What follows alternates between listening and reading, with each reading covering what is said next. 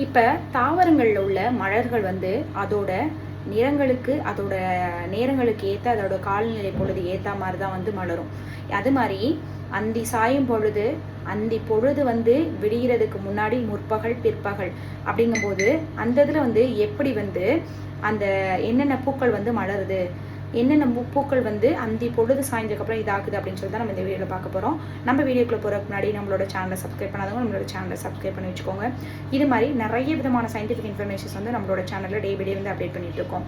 இப்போ பாப்பி, chicory, rose இது 3 என்ன அப்படின்னா, இது மட்டும் இல்லாமல் இன்னும் சில பூக்கள் வந்து பூ வகைகள் வந்து என்ன அப்படின்னா அதிகாலை பொழுது 4 to 5 மணிக்குள்ளே வந்து என்ன அப்படின்னா மலரும் தன்மையுடையது.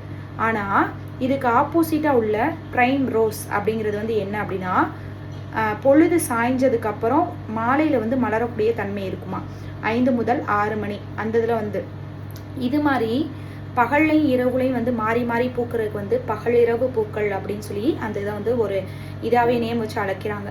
பகலில் வந்து பாப்பி, சிக்கரி, ரோஸும் அது மட்டும் இல்லாமல் மற்ற சில வகையான பூக்களும், இரவில் அப்படிங்கும்போது இந்த பிரைம் ரோஸ் 5 முதல் 6 அந்த மாலை பொழுது சாயும் போது இது வந்து என்ன அப்படின்னா அப்போ தான் இதோட பூக்கள் இதை வந்து விரிக்க மலர ஆரம்பிக்குது அப்படின்னு சொல்லி சொல்கிறாங்க. இது மாதிரி நிறைய விதமான சயின்டிஃபிக் இன்ஃபர்மேஷன்ஸ் நம்மளோட சேனலில் அப்டேட் பண்ணிட்டு இருக்கோம். தொடர்ந்து நம்ம சேனலை சப்ஸ்கிரைப் பண்ணி சப்போர்ட் பண்ணுங்கள். தேங்க்யூ.